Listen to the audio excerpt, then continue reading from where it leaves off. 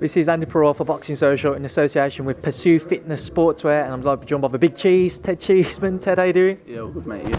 I'm all good, thank you. Obviously, it's good to hear you doing well. We've just caught you at the end of your session today, training ahead of your fight with Scott Fitzgerald, where you'll defend your British super welterweight title. Just start off there. How have preparations begun? Yeah, preparation's going great. I'm in really good shape already, and it's only really the start of camp, but sort of had a pre-camp, getting back into it, and I'm flying at the moment. I can't wait to start pushing along, getting the long spars in and getting ready for the fight. What have you been looking to work on in this camp after the split decision draw with Kieran Conway? Nothing. I've just been working on my head movement and rolling and doing extra bit more. Like, obviously I've got to be pressure. Like, I'm a pressure fighter. So you can only tweak on little bits. You know what I mean? Some fighters it suits, some fighters it don't. Obviously the last two fighters I fought have been really slick, awkward boxers. So it's hard. You know what I mean? To perfect the style against them. But I was unlucky last fight. But it's all in the past now, do you know what I mean? And you're only as good as your last fight, as everyone says in boxing, and that's a draw. But hopefully after October it'll be a win, and then all the rest is forgotten about. What was your thoughts on the decision and your performance against Kieran Conway? I was gutted because I thought I boxed really well. Obviously, I felt to myself I won the first 4 rounds, 5th, 6th and 7 he nicked, and then from the 8th I took over again. Do you know what I mean? But it's boxing, it's politics. Sometimes you don't get the luck. And you got to overcome that, and I'm in the same position I would be if I won, so that's the main thing. Would you have any interest in having that fight again to try and put that decision right and try and get the win that you didn't get last time? Yeah, 100%. Obviously, look, once I've had this fight in October, hopefully I'm victorious, and I'm confident I will be, but there's a lot of fights at the domestic level, and Kieran Conway's put his name in the hat now after that last fight. But I already knew that. We already knew it was going to be a tough fight. And obviously, once Kieran Conway fights someone like Fowler or another domestic name in boxing as well again, and maybe hopefully beats him, then I'll get the credit that I deserve. Do you know what I mean? But people ain't giving me the credit I deserve. I've just been in against a world-class fighter number 2 in the world in Sergio Garcia, who then went and beat Lomachenko straight after, and will likely get a world title shot soon. Yeah, but not giving credit. They're just saying, "Oh, you've been bashed up with this person."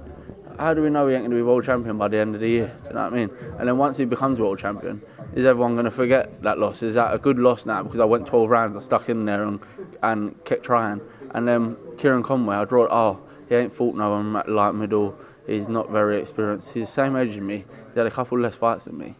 But everyone's expecting from me, nothing from every other one. Do you know what I mean? But I'll get the credit sooner or later, but I just got to keep pushing, get this next fight out of the way with, and then I'm back on the roll.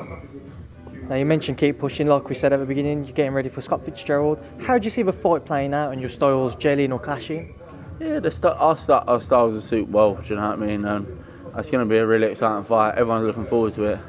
I think as soon as it was announced on Tuesday, everyone went mad, and a lot of people saying it could be fight of the year and stuff, so I'm just looking forward to it now. And whoever turns out best on the night is going to win, and hopefully that's me.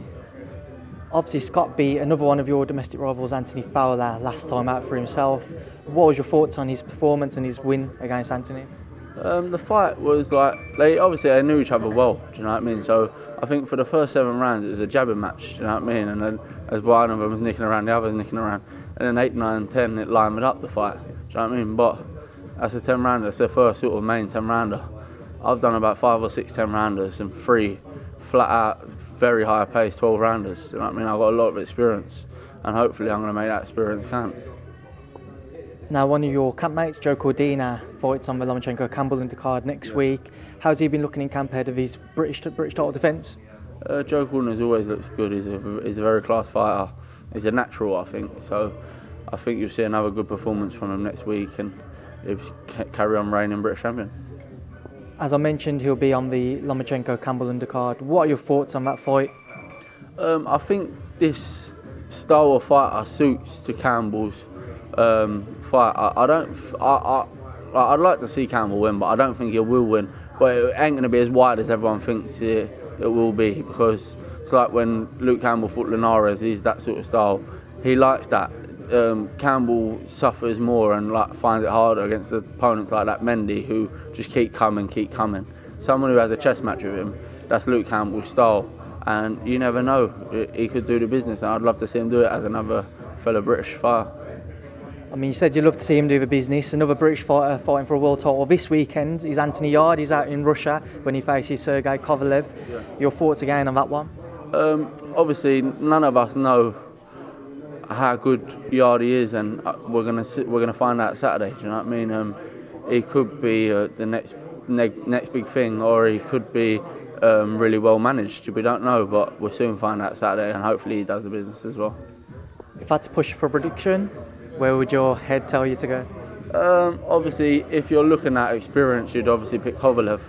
But like I just said, you don't know how good Yarde is because you've never seen him against a legitimate opponent, we all know. And this could be his first real test where he comes out and shines.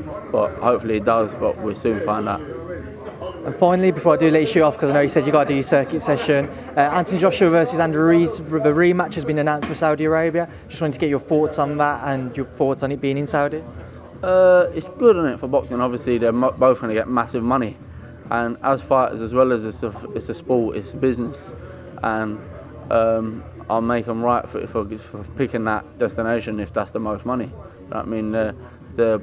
He's been undisputed world champion. He's now undisputed world champion. Get as much money as you can out of it. You've achieved all you want to achieve in the sport. So now start looking after your family's future. Do you know what I mean? And I don't know. Was it an off night for Joshua, or was Ruiz too good? We don't know. So it's very hard to think of a conclusion. But I'm sitting on the fence. Well, Ted Cheeseman, I know you got to shoot off now. So as always, thanks for speaking to myself and Boxing Social. Cheers, thanks a lot, mate.